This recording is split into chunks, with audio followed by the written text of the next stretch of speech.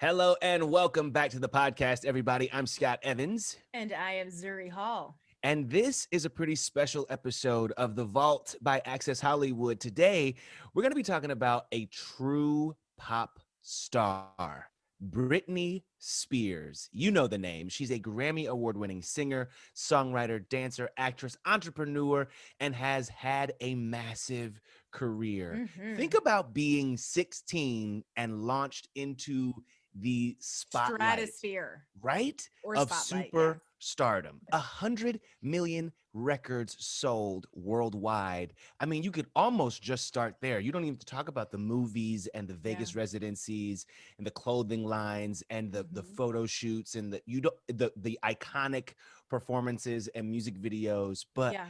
I Yeah. mean, it is decades long Oh, career. absolutely. Britney is one of the few artists in history to have had a number one single and a number one studio album in the US during each of the 3 decades of her career. Also important to note, a career that even spans 3 decades, Right. accomplishment in itself. We have a special, very special guest with us today. Mhm. If you have not tuned in to the Framing Britney documentary on Hulu, I'll be honest with you, you're missing out. Yeah. You're Yeah. missing out in a major, major way. We have one of the creators of the film joining us for today's episode, senior story editor for the New York Times, Miss Liz Day. How you doing? Hi, I'm doing well, and thank you for having me. I'm thrilled to be here. We are excited to have you. Zuri and I have talked about this documentary, Mhm. I would say separately and collectively. Yes. It just you can't go back. Once you've seen No. it, you can't go back. It is certainly a point of no return. Liz, what initially made you decide to dive into this story particularly? Would you identify as a super fan of Britney? To be honest, I have never really been a super fan of Britney, but we are Okay. around the same age range. So I've Okay. always felt a nostalgic connection to her. Back when I Mhm. was in high school, she was America's golden girl, Miss Perfect. And Mhm. then when I was in my early 20s, I watched the paparazzi and the tabloids and everyone kind of relish in her downfall as a national punchline. Mm. So I really wanted to go back and re examine her highs and lows to see what we could learn from her. Mm. You really give us I mean, you go back to the beginning of her, like her earliest performances, right? All the way through to the cancellation of the latest Vegas residency. What do you think it is about Britney's story that just has so many people intent with wanting more content, more information, and feeling so connected to her story? I think, she really epitomized the highs and lows of American celebrity. She came from a tiny, small town and clawed her way up to become, as you guys said, like one of the biggest superstars of all time. And to watch her almost lose it at one point and then have an amazing comeback, all under this mysterious conservatorship, I think people just want to understand that. I think also she attracts a very passionate group of fans because a lot of outsiders, recognize themselves in her struggles, and that's why they care so much about her and really, want to raise awareness of her situation now.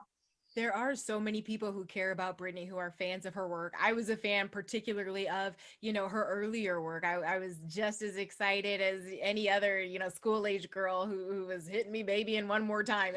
And when you Hit think me, I just baby, and made one that a more time. verb. Yeah, I know. Oh Hit God, me, Liz. baby, and one more time. And I don't know if they gave you a disclaimer as to what to expect when it comes to the two of us. So I apologize in advance. But I'm curious to know, after Framing Britney came out, I mean, the conversation really just Mhm. kicked back up again about this woman that we've all loved in different ways over the decades. Are you surprised by the public's reaction, and not just the general public or the fans of Britney, but even celebrities who are publicly coming out and voicing their support of her in the aftermath of your documentary? Hashtag free Britney everywhere. Yes, yes, quite literally. I mean, Timberlake has essentially spoken out and given an apology, and it feels to be because of the conversations that were started due to your work. Absolutely. I mean, the team that worked on this, we all found it very fascinating while we were working on the project, but we had no idea it would resonate the way it has, with normal people, let alone with the principals like Justin Timberlake or, people like Sarah Silverman who are owning up to, things they've said in the past. So we're really, really shocked. And for me personally, I think what I'm most interested in is seeing how that can impact our behavior today. So like sparking conversations around what celebrities are we treating this way today that we'll look back on 10 years from now and think like, we shouldn't be making those jokes. Wow. That's It's great. it is certainly a self-check situation about what you ever thought was appropriate, but certainly what will not be appropriate moving forward, right? Um, we can talk about there's so much I feel like to talk about. There's so much to dig into. And I do though, I'm curious to know what was it specifically that the team at the New York Times said, okay, this conservatorship, people need to know more about it. Everyone is curious about it. We have the resources to tell this story. Why was this the story over anything else that could have been told? I think that a lot of people don't even know that for the last 13 years, Britney has been under conservatorship, which grants someone else special powers over her day-to-day life and her fortune. And this is really, really unique because conservatorships are these like extreme protections that are generally for the elderly, for people with dementia that need serious caretaking.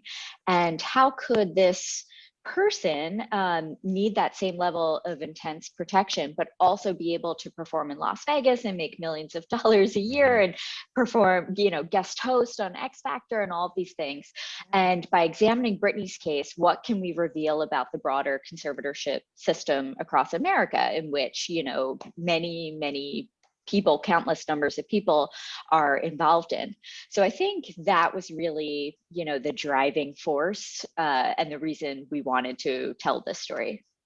Have you guys heard from any of Britney Spears' family or any of the people involved in the conservatorship about their comments or their feelings about your reporting? We have not heard from anyone in the family directly. We have heard from some well-placed insiders since the documentary has aired. And we've heard both very positive things and then also some really interesting tips that we want to investigate further. Anything Do you want you to care to give us share? a little Anything bit? you want No. to? Yeah. Sorry, that's like Due so diligence, cruel you We to just know. had to do dangle. our due Listen, diligence. yeah. Had to What throw it would out. we look like? Provide the opportunity for Yeah. you. Should you want to? Yes, Expand on amazing that. follow-up question. All right. Well, on that note, we are grateful, though, to have you here today, Liz, particularly because of your perspective as we dive into some of our interviews with Britney Spears from the vault via Access Hollywood. This first clip that we're going to dive into, just important to keep in mind, Britney was 16 when her first single ever came out, Hit Me Baby One More Time, my jam. 17 years old when the album came out. Britney was on her way to the Teen People magazine party. She had just broken a major record by being the youngest person ever to sell 10 million records. That first single, Baby One More Time, hit #1 in every single country it had charted in. It has since become one of the best-selling singles of all time, and Britney's actually listed by the Guinness World Records as having the best-selling album by a teenage solo artist. So she is certainly on her way up in this clip. Let's go ahead and listen to this and then talk about it on the other side. This year has been really, really crazy, but seriously, since I've been a baby, this is something that I've always had in me, and I just kind of knew in the back of my mind that it was going to happen. I mean, I didn't say, oh, this is going to happen, but I mean, I dreamed and I hoped for it like forever since I was a baby, so it's just like a dream come true. I hope I never wake up. So. And what about those 2 Grammy nominations? I know that has to be, we were talking earlier, that had to be like the thrill of a lifetime. That's like the ultimate, seriously. It really is. I remember like 2 years ago, I was at home watching the Grammys with my mom and my dad. This is before I got my record deal. And I said, just jokingly, I was like, one day I'm going to be up there, and we were all laughing. And so then I called my mom after I got nominated, and she was like, oh, she was so happy. Now the Grammys is just like such an accomplishment just to be nominated, and such an honor, seriously. And you said you're going to take your parents this year. Yeah, this is going to be the first event for my dad to go to.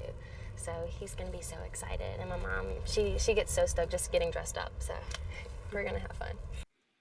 I mean, I gotta say that I had a few questions for you, Liz, listening, but when that last sentence or one of the last sentences pops up and she says, this is my dad's first time going to one of these events, I can't help but pivot to the obvious. What do you hear? What do you think of initially when you hear about her speaking about this rise to fame, her father, and them all experiencing this new level of stardom for the first time, particularly in the context of what we know now? Yeah, that's a really great question because that's exactly what I'm thinking about when I'm Yeah. listening to that. Yeah. The dad. So, what we learned in reporting Brittany's backstory is that her father was not really a big presence in her life when she's growing up. He struggles very intensely with alcoholism. He later goes to rehab. He struggles to hold down a job. He kind of drifts between construction and being a cook, and he later files for bankruptcy. So he's not this huge figure in Brittany's life. So it's really interesting that she mentions that, she's going to bring him to the award ceremony and she's excited Yeah. about that. And as we later know, in 2008, when she's having her intense struggles in public, her dad swoops in and becomes conservator. And then, for the next decade has largely controls both her personal life and her money. It's interesting too because you guys heard I'm taking my dad. All I kept thinking, even while watching the documentary, is where is mom? Where is mom? Right? There would be appearances, there would be interviews, there'd be music videos, and mom was there, right? But in some of these clips, like there's a she's at what looks like a press conference, and there's a gentleman, and I say gentleman very loosely, who shouts at her through a microphone, "Are you a virgin?" Mhm. And there's no one that stops there's no one that comes in and says, wait, no, this is not what's gonna, because while she is a celebrity, she's still somebody's daughter. She's still someone's kid. She's still a person that should receive a certain level of respect, but there was no one who seemed to come in and stop. In your reporting, did you see, were you aware of stories where it was like mom tried to jump in and was unable to? Or I mean, where is mom? That's a really good question. And one of the most common ones we get is, where was her mother during all of this? And as they are very close when Brittany is growing up. But uh, Brittany's mother and father have Brittany's youngest sister, Jamie Lynn, when Brittany is 10 years old. So right around the time that Brittany's really starting to become a child star and taking off, they have to take care of this little child, Brittany's little sister. So they're not able to travel with her. So that's where Felicia Culotta, who's Brittany's assistant, for lack of a better word, but really her confidant, her chaperone, comes in. And she's really functioning as that guardian during those years that Brittany's becoming a star and getting shouted at inappropriate questions. So yeah, Brittany's mom isn't necessarily there for those moments, but she does have a manager and she has a team. So I would have loved to have interviewed them on camera and asked them, what did you think during those moments when you were there? And interviewers were asking Brittany about her virginity. Liz, is there gonna be a part two of this documentary? I feel like we still have so many people we need to talk to. There's so many I know. statements we need to hear. We really hope so. There was so much that made the cutting room floor because we just didn't have the time to get into it. So there's a lot in our notebooks that we would love to do a part two on. If you had to tease one of those, if you just had to, you don't have to necessarily dive into the nuts and the bolts, but if there was a little thing that you would hope people would come back to hear more about, what might that be? I think it's related to your question. It's more of the people around Brittany. So, there's a lot of conversation around her business manager and the role that they may have played in, the conservatorship and in managing Brittany's money. There's just a lot of different players who we didn't get to get into for time, but I think would be really interesting to explore further. Yeah. In this clip from the vault, Brittany talks about this being her dream ever since she was, quote unquote, a baby. Um, In all of your research and all of your reporting, what was your biggest takeaway about who Britney actually was as a child, as a young adult? Was this actually her dream? You know, we see these kids, particularly, I think about the Mickey Mouse Club era and the stage moms and sort of this world in which these kids are thrust into this world before you can truly understand what you're signing up for. Not to say that that's a good or a bad thing, depending on how it plays out, but who was Britney as a child? And do you feel that what she said in that clip is an accurate representation of what she wanted for herself? Yeah, so Brittany as a child, I think hands down just incredibly precocious. Everyone we talked to said like, she was this pint-sized little girl with an amazing voice. And we feature, I think, a clip of her playing on Star Search with Ed McMahon when she's 10 years old. And I think a lot of people think of Britney's voice now as kind of being, synthesized or kind of high and fake, but she belts out. She has soul. This little girl has a beautiful, strong voice. And I think that's really surprising for people. I think also just Britney as a child was incredibly driven. So she ends up becoming very successful as a singer, but she's a world-class dancer. She goes to an Olympic training facility for gymnastics. She's performing all different sorts of like talents at a very high level.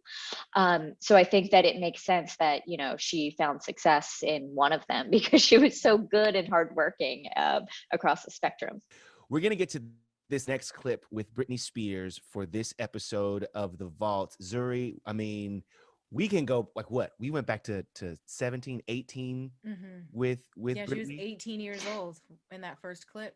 Okay, so we're gonna stay in the year 2000. This is just a few months after her second album, Oops, I Did It Again, dropped, and immediately went platinum. Like I think it was in the first week, and she was the only one to have accomplished that, other than Whitney Houston and Garth Brooks. So she's in like world-class artist range, right? Britney is still very new to the scene though, and becoming more and more high profile by the day. Listen to this. What is going on in your life right now? You know what? I try not to think about it. At the same time, when they tell me stuff like that, it's kind of overwhelming. I'm like, oh my God, wow, I feel so thankful and everything, but I try not to think about it too much because it makes me a little nervous for some reason, I just try to be Britney, and be me, and hopefully people accept that, so. When do you think you realized that this was happening, that you kind of had reached the stratosphere? Probably my first show with this tour. Like the last tour I did, it was a good show, but it was a theater tour, But this show was, the first time I've been able to play like 18,000 people, in front of them, and it's just like, when I was able to do that, that was my goal, to be able to play in front of those kind of crowds. And last year, the Billboard Awards as well. When I went to an award show and I won, all of my idols were there, like Madonna and Jennifer Lopez were sitting in the front row, and I was getting all these awards. I was like, oh my God, it was so cool. It was surreal. When did you walk out in public and people started going crazy for the first time? When was that, and what was that experience like? The first time that happened? Yeah. Ooh. Actually, I was in New York, and I was walking down the street, and they were doing TRL. And I didn't even know what TRL was at that time. Me and my friend Felicia, my assistant, we were just walking down the street, walking in New York, whatever. And there was a load of fans outside, and all of a sudden they say, Britney, there she is. And I was like, what? And my video, Baby One More Time, had just been on TRL for like 2 or 3 weeks, but they recognized me because they were like TRL fanatics, And they're like, Britney, come here, oh my God, come here. And I was like, oh my Lordy, they recognized me. It felt so weird. And at first, I was like, oh my God, this is so cool. They think I'm famous and whatever.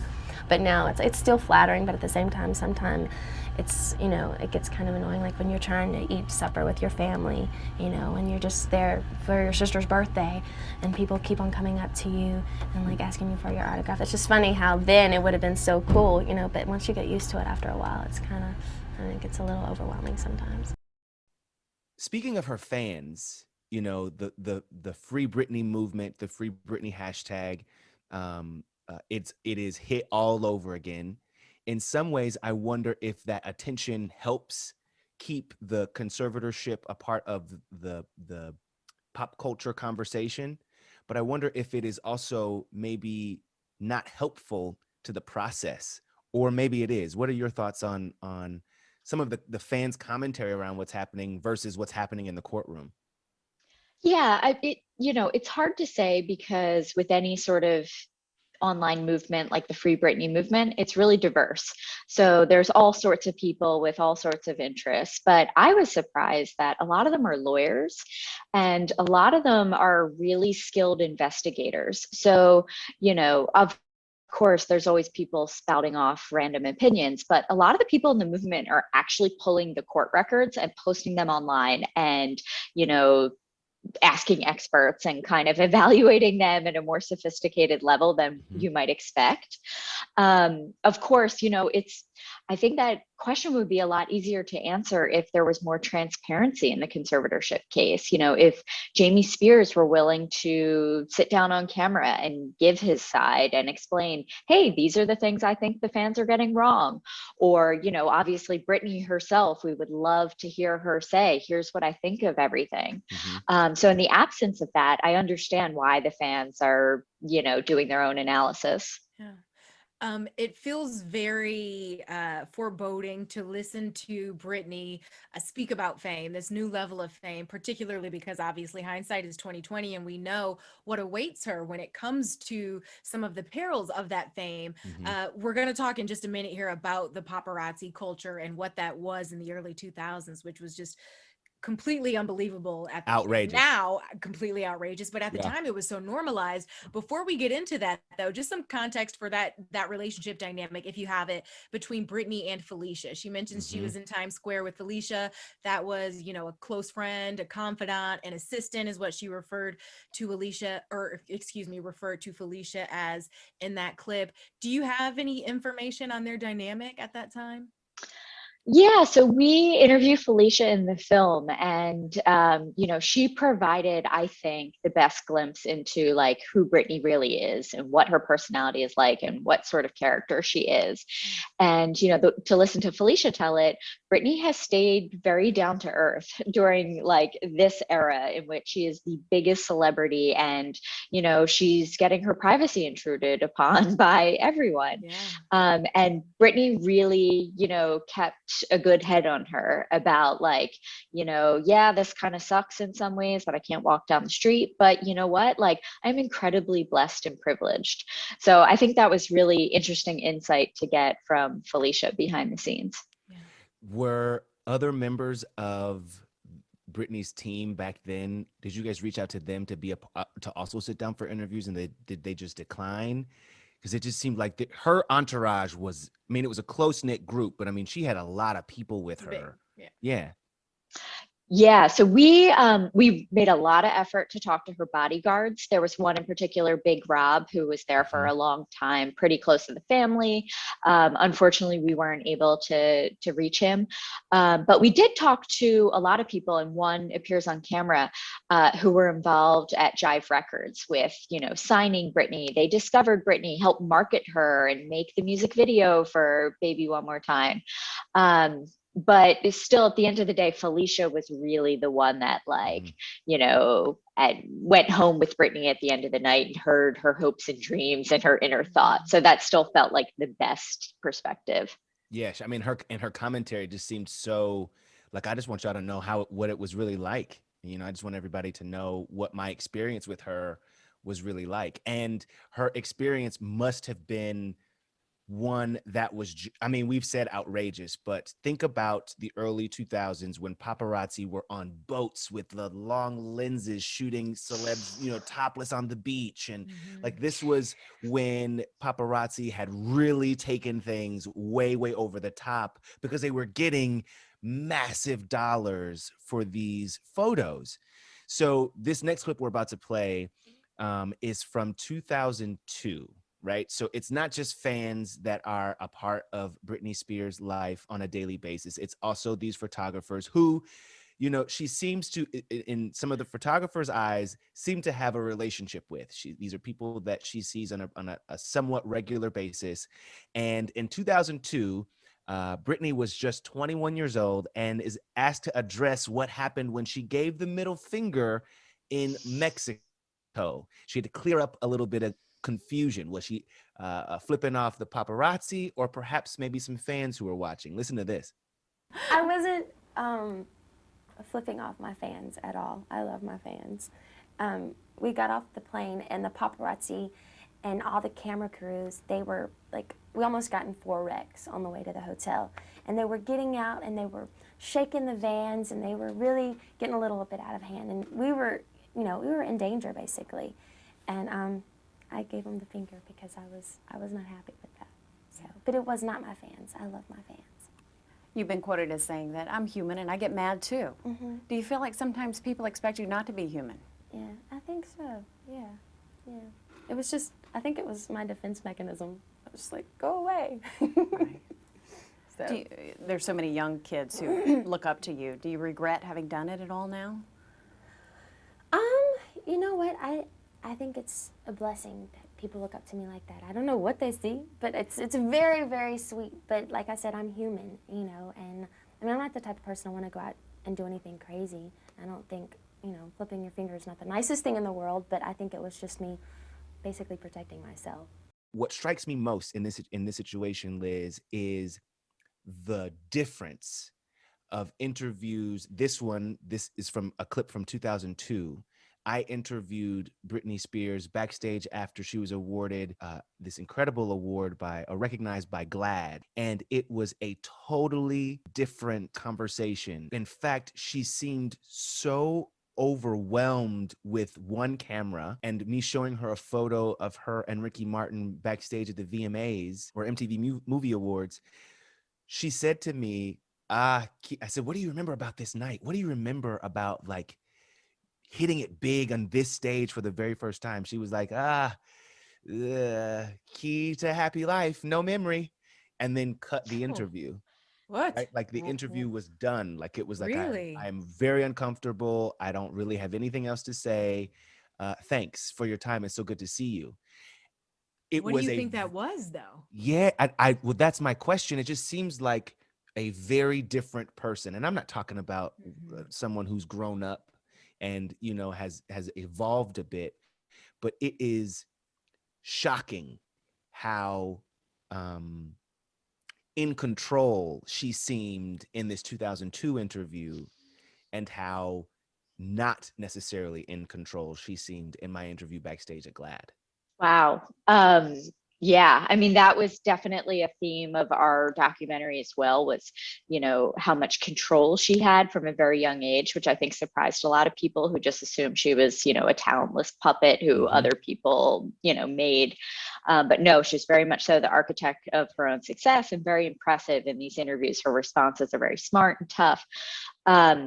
As to, the evolution of her story, in which she's at a place now where she is very much so not in control of her personal life or her fortune under the conservatorship, I think that's one of the mysteries of, what is going on. We don't know. Mm-hmm.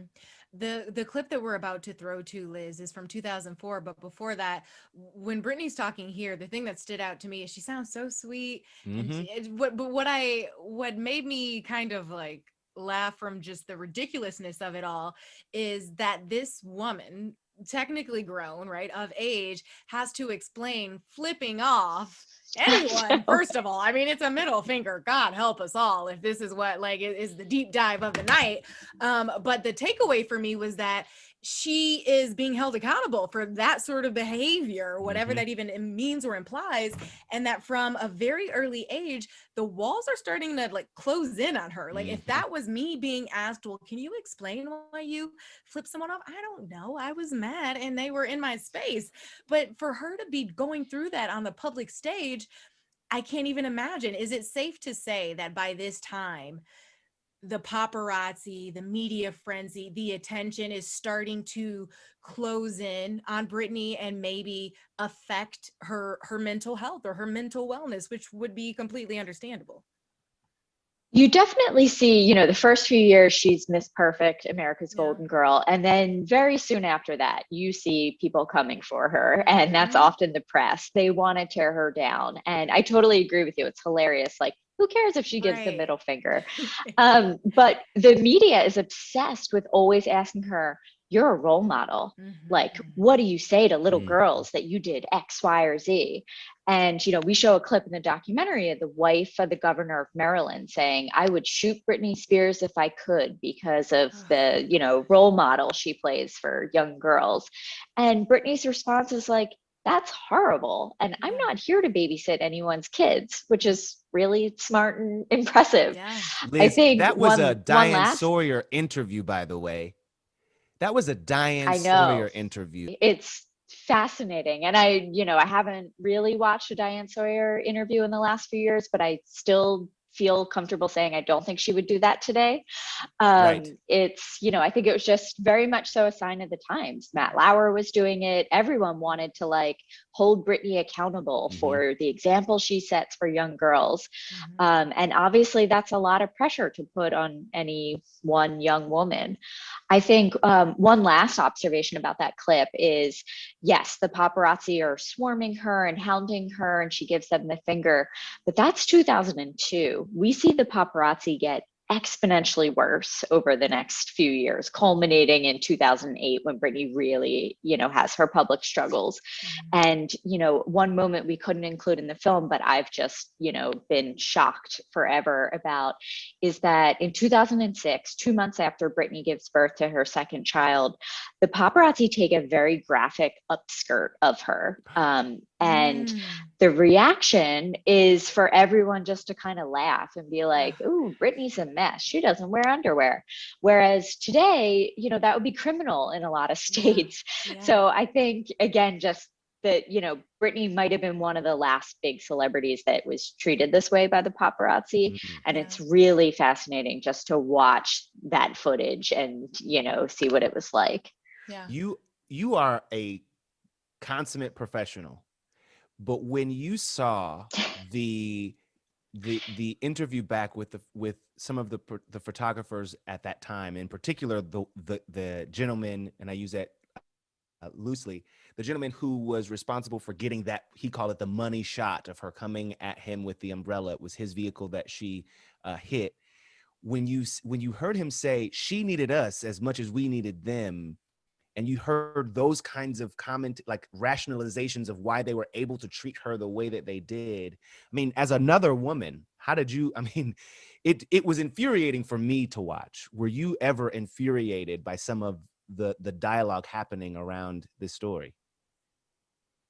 Yeah, I mean, my brilliant colleague, Sam Stark, the producer director of the piece, she's the one that asked that paparazzi, do you think you played a role in, you know, Britney potentially having a breakdown? And he says, no, because she never said, leave us alone. And Sam, my colleague, says, what about all the times she said, leave me alone? We know about countless times.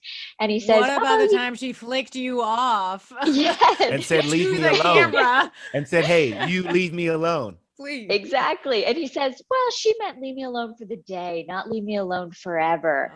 And I think, as you put it, it just goes to show the like rationalizations that were built into this machine, this tabloid industrial gossip machine. And I also think that we all played a part of it too. Or personally, you know, I bought those tabloids. I clicked on Perez Hilton. So I think like consumers fueled that appetite for those paparazzi to, you know, invade her space like that.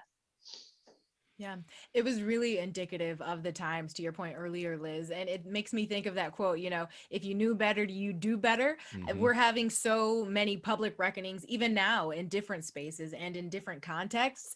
And it's one of those things where when the opportunity presents itself to do better and to say, oh God, in hindsight, looking back, if I knew then what I know now, I may have approached it differently. You hope that that's how people approach these things. It's really surprising and a bit off-putting when you hear that someone still can't refuses to take ownership in their part, even when grace is being extended. If only you can say, I didn't know then. I want to get to those later years where, you know, you talk about sort of the predicament, the situation in which Britney finds herself more recently. One big sort of do I want to say crack in the facade or an indicator that things may be, you know, troublesome, was January 3rd, 2004. Britney Spears married her childhood friend, Jason Allen Alexander, in Las Vegas. That marriage lasted 55 hours. The marriage was annulled. And according to Jason, from an interview that he actually gave to Access Hollywood back in 2004, he said it was just quote unquote crazy. And they were looking at each other and said, quote, let's do something wild and crazy and go get married just for the hell of it. So, context, as we listen to this clip from 2004, Britney had just gotten her marriage annulled about a month prior to this clip. And the quote unquote do over part of the question that we're all going to hear will make a little more sense with this context. So, let's go ahead and listen and talk about that on the other side, too. More movies. I would love to do more amazing albums, win an Oscar, everything. Really, you want to do that much acting? Yeah. That you could, how much do you want to transfer from the music world to the movie world? I'd like to do it all, you know. I'd like to go back and forth, do everything. Is there anything that you would want to do over? You've got so many proud moments. Anything that you could go back and... No. Everything you would keep the same? Yeah. Why? Because you, even if there's things that you say, which you've said many times, that there are certain things that you wish you hadn't done. Well, I think that there's some things that you wish you hadn't done, but I think you learn from those things, and you just kind of, I mean, I wouldn't be the person that I am today, and I wouldn't, you know, I think hardships sometimes are good for people. How do you feel like you have grown up and everything that you've had to experience, and your life being in such a fishbowl? How do you think that you've grown up in the past few years? I think just, you know, my dedication and going through things, sometimes hardships in the public eye, it kind of makes you a little bit more wake up and be aware and just kind of, I don't know, it makes you want to be a better person for other people and just like even the fans out there. And, you know, that's inspiration for me. Like it just, I don't know. And I think just growing up and having a major support system around me has made me like, it's amazing. It's very cool. How does your mom, I just love seeing you with your mom so much and holding hands in magazines and stuff like that. How does your mom, when she knows that you're going through some things and you know, the things that you've talked about that have been tough, which I think you've handled very well, but how does she play as far as the support? She's amazing. She is awesome. She talks briefly about her mom. She talks about not wanting to do over anything. The implication perhaps being that 55-hour marriage that happened about a month before this interview. Liz, was there anything that stood out to you listening to this clip from the vault? Yeah, I think like it really epitomizes Britney's personality. We include a clip in the film of a 2008 documentary MTV did about Britney, and it's post her worst moments that played out in the public eye, you know, shaving her head and having a 5150 involuntary psychiatric hold. And the interviewer kind of asked her like, oh, do you want the public's sympathy? And she says, no, I don't want sympathy. I want people's understanding, and I want a little privacy, and I'd like a day off. And I think that like wisdom of knowing, you know, how privileged she is, but also like kind of having no regrets is like very much so, you know, a part of Britney's personality. And I think is something that I respect. I think that's quite cool. The 2008 is when she finally was like, I've had enough, right? The umbrella, the head shaving, that situation. Do you guys remember when she came back to, I believe it was the MTV Awards, and it was the Gimme More performance, and everyone talked about like, wait, what, this was supposed to be the big comeback performance. What is happening? What is going on? Yeah. I remember that I was in Vegas for that show. I remember being like, whoa.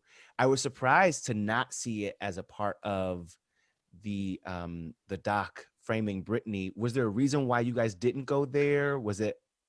We had it in up until quite, you know, late, but we ended up cutting it for time. It kind of felt, we were struggling with a way to do it that felt additive and not just another like TikTok telling Britney's story like behind the music or something. For me, I think the way that we might have been able to do it was to really focus on the way she was ridiculed. You know, Sarah Silverman gave a performance at that VMAs where she, you know, called Britney's kids adorable mistakes and like just mocked her to her face. And it's also interesting, there's footage of the people in the audience. And I think Kanye West, they show Kanye West, and he might be one of the only people who's not like, like laughing at Britney being a quote unquote train wreck. And I thought that was really interesting, Mhm. knowing later, the parallels in some ways of their stories. Um, yeah. So we had it in there. We grappled with ways to do it, but ultimately just cut it for time. Whoa, Liz, you've said something I think I've only heard one other person, my mom, actually say, is that the parallels between Kanye West and Britney Spears, as far as their experience with the fame and the rise and what seems like in a lot of ways the fall. Totally. And I think like a lot of people brought it up when we were doing our research and reporting. And, there are a lot of parallels in the way people have like mocked them or delighted in, their struggles. But I also think it's interesting that, Britney is not in control of her money, has had that taken away from her, and her dad has been in control of her money. And Kanye still has, control of the vast fortune that he's built and earned. Hmm. And, what does that say about gender? I don't know. A lot of people have different opinions about that. But I think it's pretty interesting. Yeah. Okay, so let's fast forward to October 2004.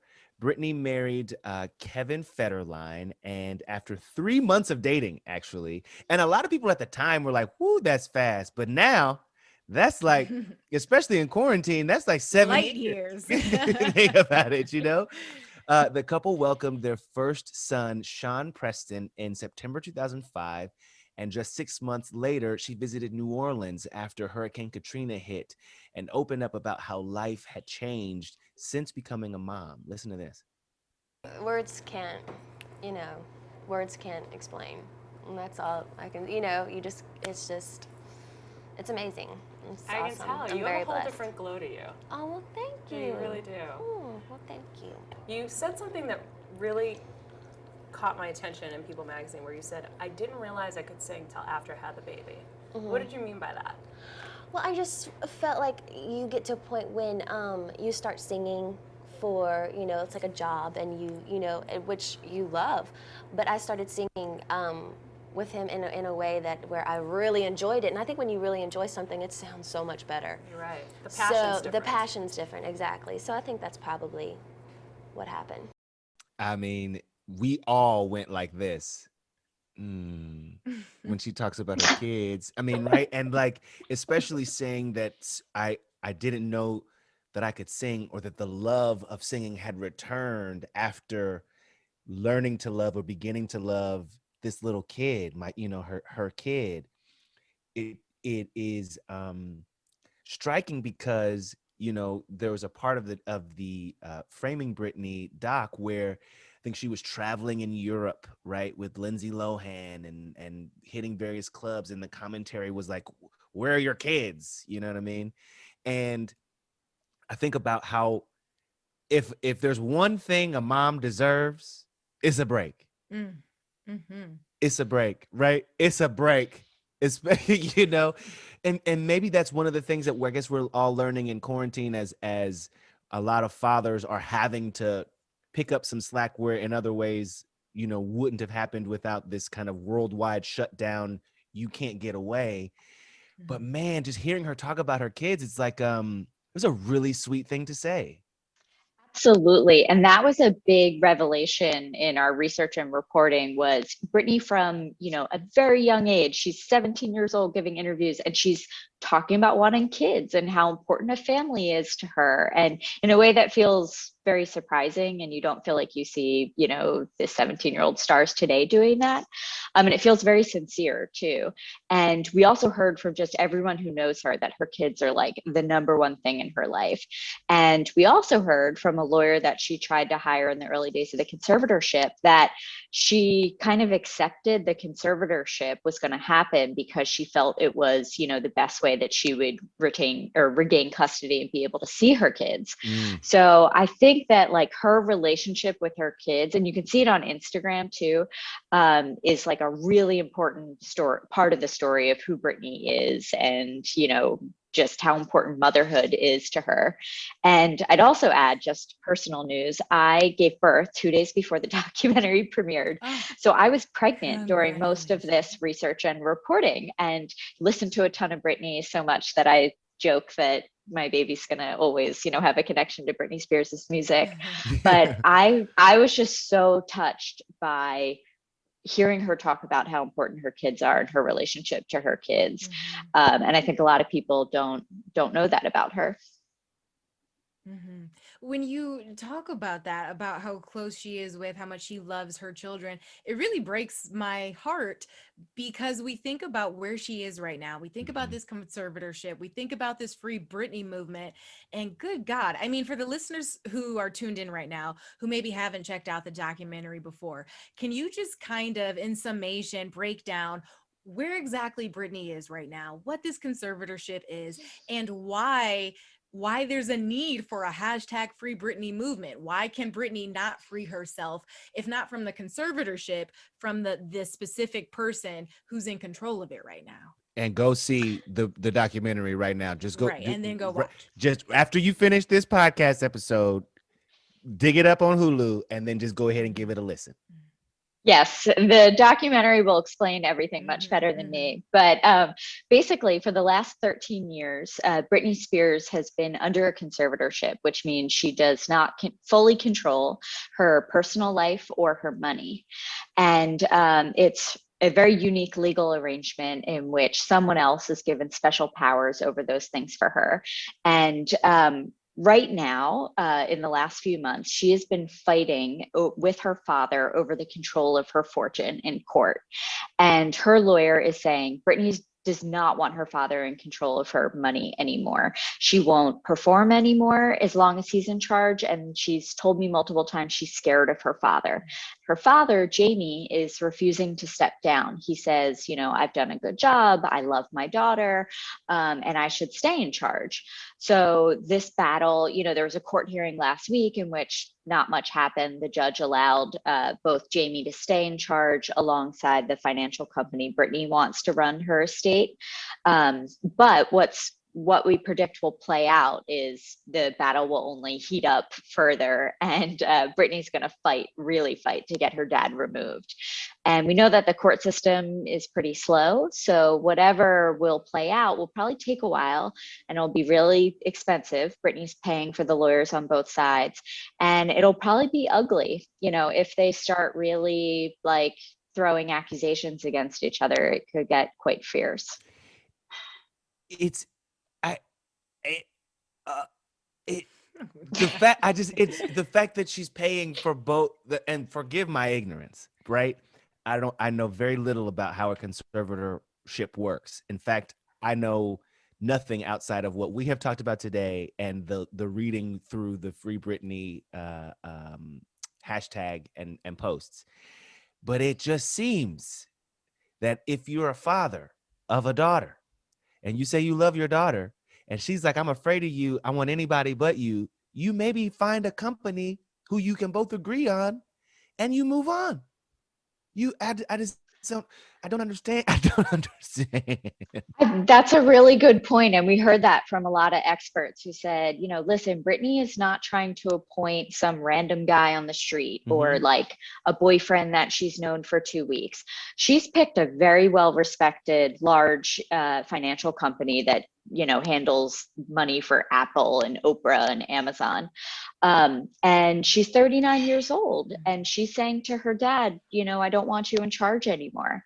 So I think it raises a lot of legitimate questions as to why he is refusing to step down. Yeah, and that's what I hesitated to say, Scott, as you broke down Sorry. all of that. I'm like, yeah, that is what I would expect my father to do or some Yeah. other fathers to do. But the implication, the sort of elephant in the room is exactly, what you were saying, Liz, which is why not? And that makes it all the more heartbreaking Mhm. that she is essentially trapped. I'll speak for myself when I say it feels like she's trapped in this conservatorship, in this situation, by the one person it sounds like she would Is very much afraid like of. to be free from and is afraid of. So Yeah. it's really sad, but it is amazing, the response that we've all witnessed, that we've been a part of, the way that this documentary is resonating with the Mhm. public.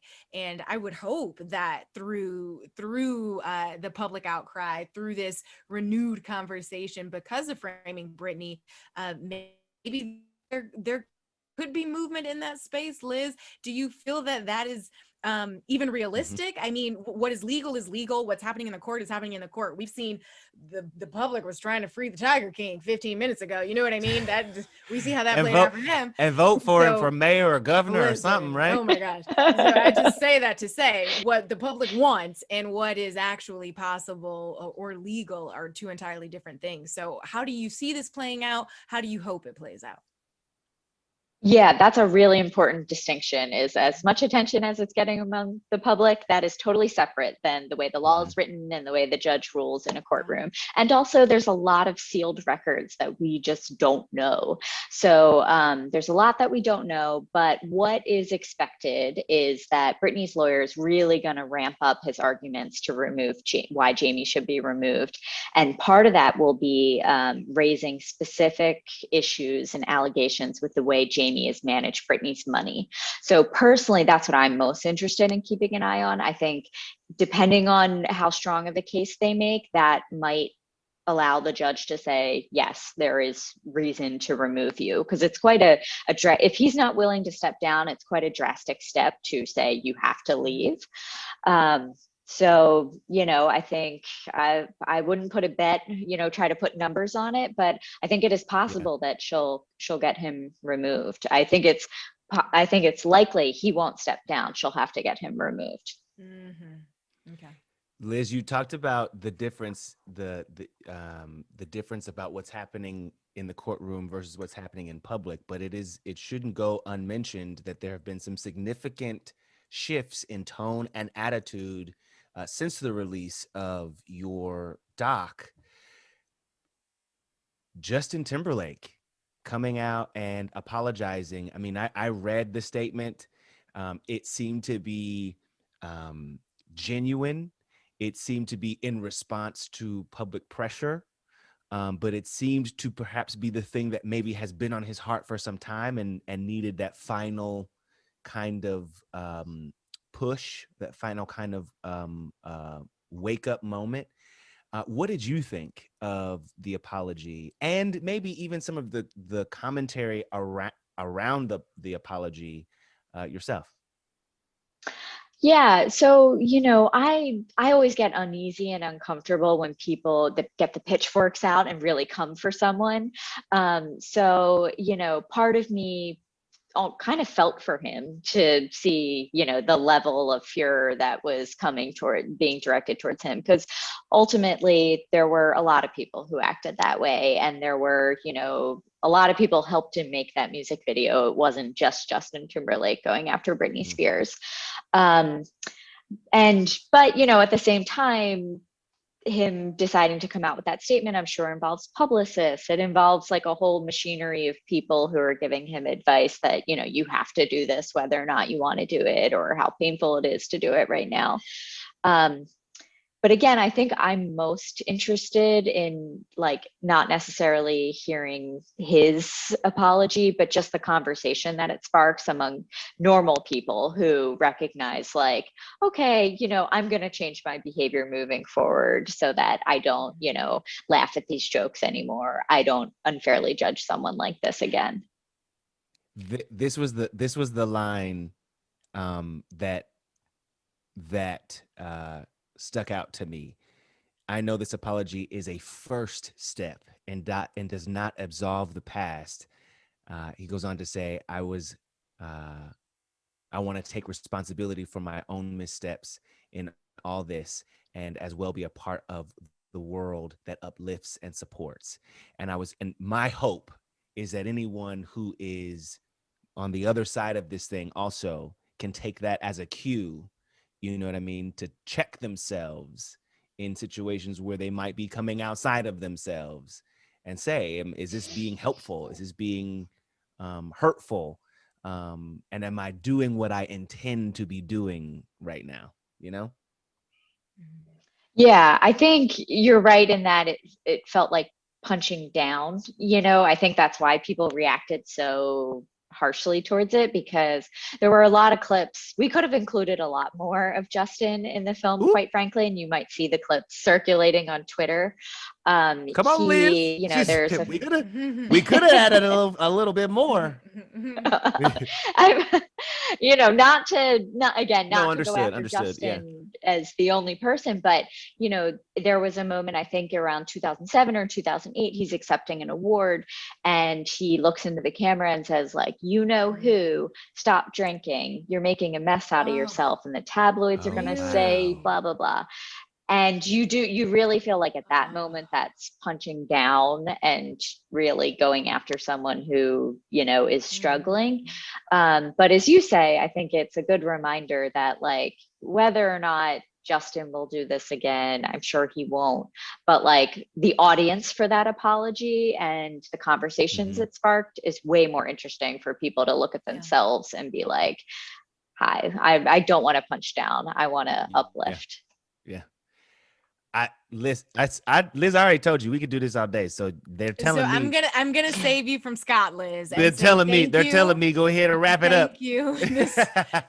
I, honestly, at this point, this is my favorite episode thus far. I mean, to be Yeah. able to have your expert opinion to really breathe new life and context into these clips from our vault really is just so additive in a special and unique way. So thank you for sharing your perspective, your research, your knowledge with us, as you've done so much due diligence and hard work to share Britney's story and really empower her fan base, and hopefully anyone who is rallying around her as she fights for freedom from this conservatorship is what I would say. Thank you. I really enjoyed coming along and having these conversations. You guys had such smart, thoughtful questions, and this was just a joy. So thank Thank you. you. And do you know if Britney, I mean, we've had this whole conversation about her and her life and her experiences and her effect on fans, but do you know if Britney Spears has actually seen the documentary? Framing So Britney? that's the big $60 million question. We don't know. We have heard that she is aware of it and that she's aware of everything in it. Whether or not she's actually watched it, we don't know. Listen, that's gonna be, you know, they say that Camilla watches The Crown Oh, with a glass of wine. I'm just saying, if the day we like, find out that Britney is back here like, Lord have mercy. Thank you so much, Liz. This has been Liz, so thank awesome. you. Thank you so much. My pleasure.